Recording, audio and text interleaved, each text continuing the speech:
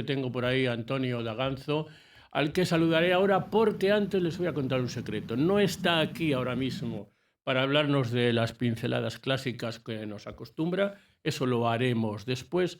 Hoy viene en su condición de escritor. Sí, señoras y señores, tenemos libro. Antonio Daganzo, Leila y Sebastián. Páginas de narrativa breve. O sea, deduzcan que son cuentos, relatos cortos de los que vamos a hablar. Hay muchas clases de escritores. Están los buenos y los no buenos. Y dentro de los buenos también hay muchas clases de escritores. Por ejemplo, hay uno que podría escribir "es un fracaso el mundo", pero no. Antonio Daganzo es de los que dice no, un vinagre lento y espeso. ¿Cómo está el mundo de lento, de vinagre, de lentitud y de espesura hoy, querido Antonio? Buenos días. Buenos días, querido Juan. Buenos días, compañeros. Muy contento de estar con vosotros y de estar con vosotros, digamos que aligera, quita densidad ese vinagre. Pues me alegro mucho. Debo recordarles que Antonio Daganzo ha escrito 9 poemarios, si no los he contado mal. Que yo recuerde, son 2 premios recibidos de poesía, el de la Crítica de Madrid y el premio Sarmiento de poesía en Valladolid. Tiene 2 ensayos escritos como musicólogo, que hemos hablado, de los que hemos hablado aquí alguna vez, Clásicos a contratiempo y Música, delicias del asombro, y una novela que señalo al final porque tiene cierta relevancia en lo que vamos a hablar a continuación, que es Carrión. Esta novela, por cierto, fue premiada, si no recuerdo mal, con... recuérdanos el premio, que se me ha ido de la cabeza. Y no Sí, fue el premio Miguel Delibes de eso, narrativa, allá por 2018. ni más ni menos, el Miguel Delibes. Bueno, así pues, vamos con Leila y Sebastián, que para eso hemos venido, ¿verdad? Y no para que yo me enrolle. Y primero te voy a, pues eso, a preguntar, este acercamiento tuyo al cuento, al relato, ¿es nuevo? ¿Viene de antes? ¿A qué se debe? ¿Por qué ahora? Ha sido una preciosa aventura. Hay que tener en cuenta una cosa que yo siempre que la digo genera algo de sorpresa, porque a mí se me ubica fundamentalmente como poeta. Pero yo empecé escribiendo cuentos primeramente. La poesía llegó después, cuando empecé a manejar las herramientas de la lírica, por así decir. Eso ya fue en mis años universitarios. Pero yo, que fui un escritor relativamente precoz, sí, a los 15, 16 empecé escribiendo cuentos. Lo que pasa es que luego la vida literaria le lleva a uno por otros derroteros. Las primeras publicaciones empezaron siendo poéticas, una cosa va llevando a la otra. También el haber escrito la primera versión de Carrión, de la novela Carrión, relativamente temprano, cuando no había superado todavía los 20, digamos, no había llegado a la treintena. Pues bueno, ¿qué te puedo decir? Los cuentos son como de lenta sedimentación, van quedando ahí y llega el minuto en el que uno se plantea si es oportuno reunirlos de alguna forma. Y aquí entra en juego, yo creo que, digamos, la mano bienhechora de mis queridos amigos de Ondina Ediciones, que me alentaron a que pudiéramos dar forma a este volumen recopilatorio formado por 9 narraciones breves, en el que digamos que aquí ya se mezclan el mundo de lo publicado dispersamente y el mundo de lo inédito, que es un poco lo que pasa, Juan, en el ámbito de los cuentos, ¿no? Que uno, pues te van pidiendo cuentos para revistas, etcétera, otros se quedan en el cajón. Aquí lo que ha ocurrido es que de los 9 trabajos, 4 son cuentos que se han publicado habían sido publicados en revistas de España y América. Luego hay 4 cuentos inéditos y la colección se cierra con ese título que tú has mencionado, Es un fracaso el mundo, que es la novela corta que había aparecido en Buenos Aires en el año 2022 de manera independiente. Y todo eso es lo que conforma Leila Sebastián, que ahora veremos quién es Leila Sebastián. Pues lo vamos a ver enseguida. Cuando Antonio Daganzo dice que lleva tiempo escribiendo estos cuentos, algunos de ellos, fíjense ustedes si lleva tiempo que los protagonistas de Leila y Sebastián se encuentran en un bar donde se fumaba. O sea, no sé si los más jóvenes del lugar que me rodean seguramente no se acuerdan de ese momento. ¿Qué es Leila y Sebastián? Primero ese cuento, pero en su conjunto ya nos has explicado el libro. ¿Qué es Leila y Sebastián? ¿Es toda tu obra narrativa? ¿Hay más? ¿Guarda sorpresas? Guarda sorpresas, porque esto se podría decir que, bueno, una cosa es, digamos, es mi tercer libro. Carrión había salido en primer lugar el año 2017, luego recibió el premio del IBEX en el 2018. Es un fracaso el mundo, fue el segundo, digamos estrictamente, es porque apareció de manera exenta, de manera independiente en Buenos Aires, como acabo de contar. Y ahora aquí, pues claro, llega el momento ha llegado el momento de ver cómo esos cuentos han quedado reunidos en este volumen. Ha sido, como te digo, una lenta sedimentación y ha sido emocionante, sobre todo, Juan, ver cómo, fíjate que la idea que amalgama todo, que es la figura de Leila, la figura de esa musa, por así decir, de esa musa casi beckeriana y evanescente, ha ido permaneciendo a lo largo de los años. Leila Sebastián, la idea de Leila Sebastián es contemporánea digamos, a los primeros esbozos de la novela Es un fracaso el mundo y un poquito anterior a la primera, a cuando acometí el esfuerzo de escribir la primera versión de Carrión. O sea que estamos hablando de fácilmente, bueno, pues entre 20 y 25 años, realmente. O sea, ha sido 2 décadas de sedimentación a través de las cuales ha quedado configurado esto que, y respondo ya directamente a tu pregunta, no está todo, evidentemente. Aquí hay aparte que a mí siempre he preferido los volúmenes de cuentos y narrativa breve que tengan una extensión moderada, por así decir. Quedan algunos cuentos que espero que más adelante verán la luz con un eje temático muy marcado, pero no adelanto más. Pero yo te pregunto, yo me he leído todos los cuentos y y la novela final y todo esto. ¿No hay mucha chica en el libro? Es decir, ¿es una exploración sobre los efectos de la mujer en los caballeros como nosotros? Es una evocación constante de la figura femenina, claro que sí. En cierto modo es como una especie de actualización de, ese, de ese tópico literario del eterno femenino, ¿no? Lo que pasa es que, claro, evidentemente el tiempo transcurre, el signo de los tiempos es otro, y tenía la necesidad, como creador, de acometer este tema actualizándolo, ¿no? Es un acercamiento sin idealización, pero digamos que enfatizando la capacidad generadora que siempre el universo femenino tiene para el mundo y singularmente para el hombre, claro. Bueno, hay una cosa que extrañará a los lectores, es que hay distintas técnicas contenidas en el libro. Es decir, responden a distintas técnicas literarias. Pero hay dos que nos tienes que explicar. Uno, ¿qué es eso de la autoficción? ¿Y qué es una nouvelle? Empieza por lo último, que es lo más fácil, Juan. Vale. Sí, la nouvelle podríamos decir que es el género de la novela corta, el género de la novela corta de toda la vida. Es la típica novela que se mueve en un espacio de entre digamos, como un relato largo, se mueve en la esfera de unas 60, 100 páginas, 80, 100 páginas, a lo sumo 110, 120 páginas, ¿no? Bueno, novelas cortas, pues hay unas cuantas que se pueden señalar como que podrían ser como una especie de novelas así históricas, ¿no? Podríamos ver, por ejemplo, una novela en la maravillosa La invención de Morel, de Adolfo Bioy Casares. En la creación española, pues tenemos el ejemplo de un trabajo muy hermoso de Leopoldo Alas Clarín, que es Doña Berta, ¿no? Así que bueno, es una novela corta con toda la porosidad que los términos en literatura tienen, ¿vale? Realmente no es monolítico.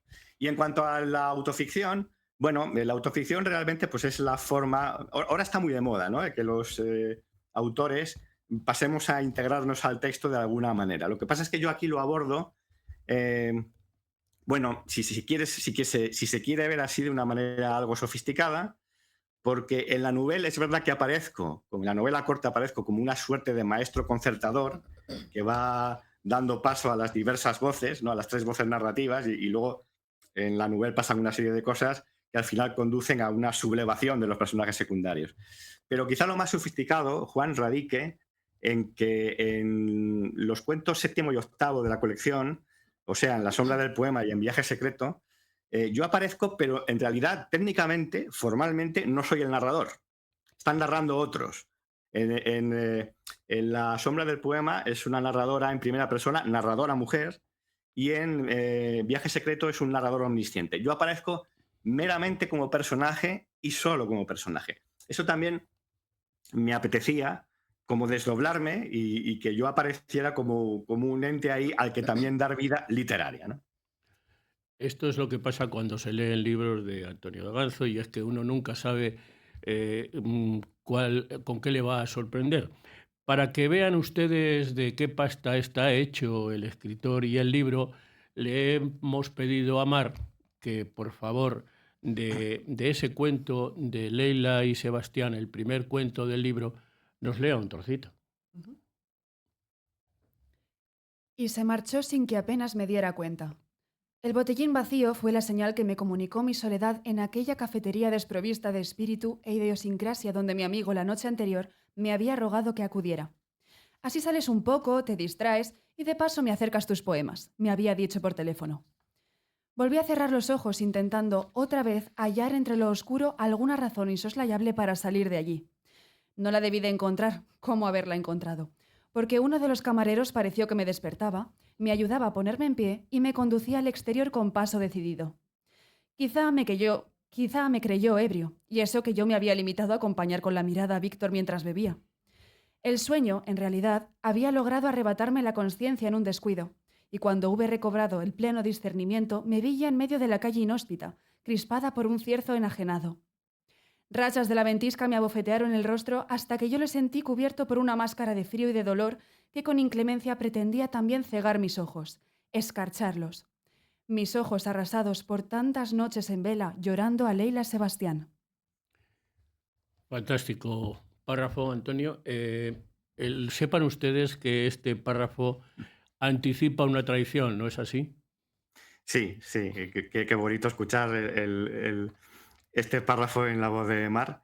Sí, la verdad es que esto es una anticipación, claro, anticipa una traición porque el cuento, esto pertenece al cuento inicial, que es el que da título al volumen todo, ¿no? A todo el volumen. Y sí, es una historia de traición, es un triángulo en realidad, y en el que yo creo fíjate, ahí jugué, Juan, a dar la sensación de que la traición estaba servida, pero guardándome una carta más, no sé si estarás tú de acuerdo, guardándome un as bajo la manga para que el lector viera hasta qué punto la traición podía rebasar el límite de lo que primeramente hubiera podido pensarse, ¿no? Sí, sí, sí. Yo ya les he hablado a los lectores de los trucos. Lo que pasa es que Antonio te los va dando. Por cierto, es un libro con mucho ritmo poético. Eso no se olvida la condición de poeta en todo el libro, ¿no? Sí, sí. Sí, yo siempre tengo en cuenta la poesía porque, más que nada, no tanto por tenerla en cuenta de una manera deliberada, sino porque es mi temperamento. Entonces, mi temperamento poético marca una forma de decir y de estar en literatura, ¿no? Entonces, sí que estilísticamente pueden estar cercanos a la poesía y sobre todo lo que es la dosificación de la emoción, ¿no? De las distintas emociones. Eso yo creo que los poetas estamos muy curtidos porque las emociones, yo siempre lo digo, las emociones y la música, más que el propio lenguaje, son la verdadera idiosincrasia del poeta. Sin desvelar muchos secretos y hacer spoilers, sí quiero que la última parte de nuestra entrevista se refiera a la novela, pero antes déjame hacerle una pregunta a Mar. Mar, ¿tú has entrado en una oficina de correos alguna vez a preguntar por un código postal? Creo que no. Me lo temía. Creo que no. Y creo que si hago la misma pregunta a los chicos del control, voy a hacerles la pregunta. ¿Habéis entrado alguna vez en una oficina de correos y habéis preguntado por un código postal? No, ¿no? Mira, Alex sí. Alex sí. Alex sí. Alex es un antiguo, qué suerte. Es que Alex es más, Bueno, es más mayor. digo esto porque hay un momento relativamente divertido en la novela. Hay muchos en la novela, pero uno de ellos es una señora que busca desesperadamente el código postal de Murcia. Entonces, yo cuando leí la novela, el cuento, en la novela, pensé en Mar y en los chicos. Digo, sí, ¿cómo les explico que existe una cosa que se llama oficinas de correos y que la gente escribía cartas en lugar de recibir paquetes de Amazon y mensajes de WhatsApp. Bueno, es un fracaso. El mundo es la Nouvelle. Lleva un subtítulo a 3 voces, por lo menos, Sí. o algo así, ¿no? Nouvelle a 3 voces y más. Y A 3 más, voces y más, sí, porque luego hay una sublevación de los personajes. a mí me fascinan los y más, estos del final, que es casi una explosión sinfónica, pero te dejo que cuentes qué queremos transmitir. Danos pistas para que el lector la lea, porque en realidad es un cuento para armar, ¿no? Es decir, da la impresión, como decía uno de tus críticos que ha ponderado tu novela, es un modelo para armar, es decir, una novela que hay que ir leyendo e integrando sus contenidos. Cuéntanos Sí. esta novela, qué nos quiere decir y cómo hemos de leerla. Pero ten en cuenta que la Nouvelle, si te acuerdas, Juan, empieza con una cita del Falstaff de Verdi, ¿no? Del libreto basado en Shakespeare y escrito por Arrigo Boito, que dice tutto nel mondo è burla, ¿no? O sea, todo en el mundo es burla. El libro realmente acaba en tono de farsa, porque digamos que toda esa temática de la que está impregnado, que es como no solo la evocación femenina, sino la voz de lo insatisfactorio, la amenaza del desengaño, al final tiene que conducir a una especie de catarsis. Eso bien lo sabían los griegos, tú lo sabes. O sea, a través de la catarsis se tiene que producir para que podamos volver a creer y a crear, ¿no? Entonces, la novela acaba como una especie de sinfonía del absurdo, una especie de polifonía del absurdo. Ten en cuenta que está conformada... Yo estoy ahí como maestro concertador. Hay 3 voces que van contando una historia a retazos y en tiempos distintos, de manera que, como una especie de modelo para armar a lo Cortázar, a lo cortázariano, pues el lector va componiendo eso como si fuera un rompecabezas, un puzzle. ¿Qué es lo que ocurre? Que, claro, esto tiene que acabar como una catarsis, como una farsa casi doliente, casi violenta. Y es el momento, llega un minuto en el que los personajes secundarios se sublevan porque no están de acuerdo con el sesgo que toma la historia, con las convenciones de melodrama que va cumpliendo, ¿no? Es curioso en este sentido cómo, sí, en Carrión me di el gusto, a pesar de que los personajes no terminaban de creérselo, pero me di el gusto de cumplir hasta la última de las convenciones del melodrama.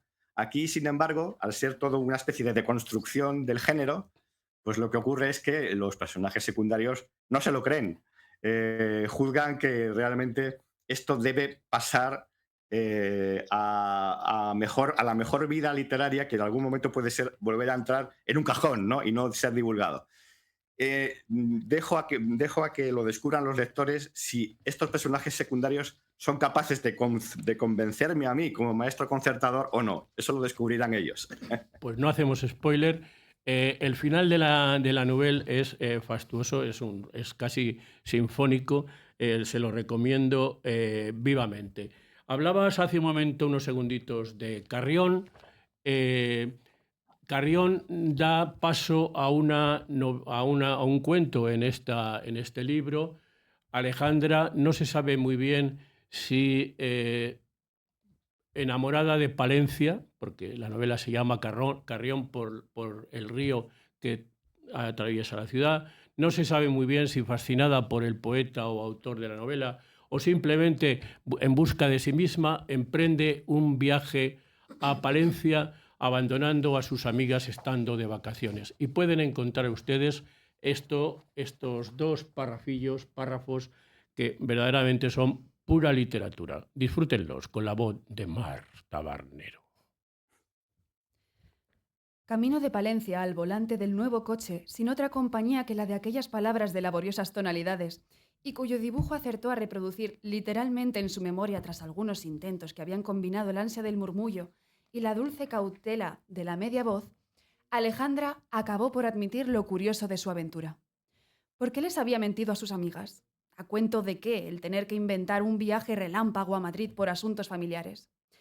¿Acaso no hubiera resultado más lógico sumar a las chicas a este otro viaje, si en realidad Palencia se encontraba tan próxima a las rutas por la provincia de León que todas ellas, en grupo vacacional, venían haciendo desde comienzos de julio?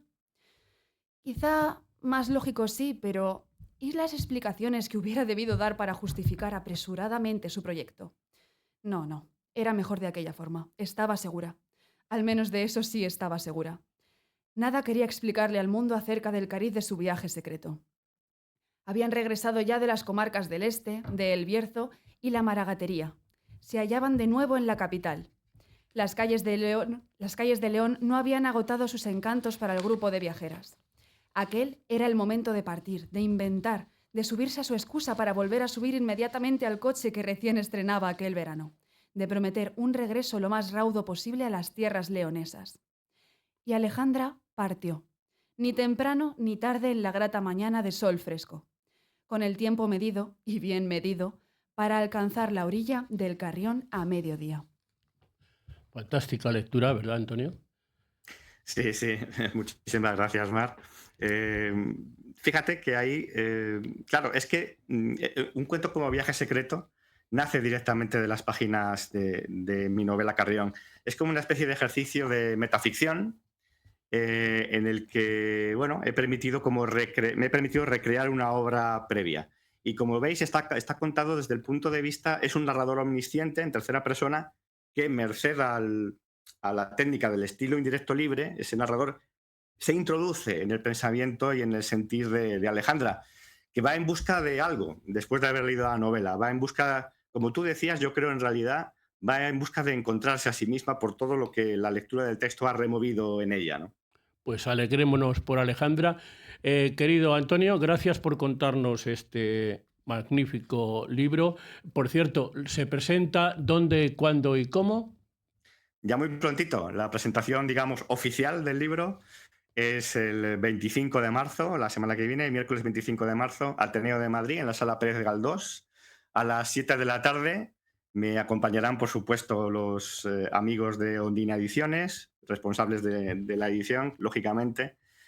Como presentadores, Javier Mateo Hidalgo y Eugenio Rivera, y voy a contar con las voces invitadas de Paco Vicente Cruz, Carolina Barreira y Elda Hidalgo, que van a dar lectura a algunos de los párrafos.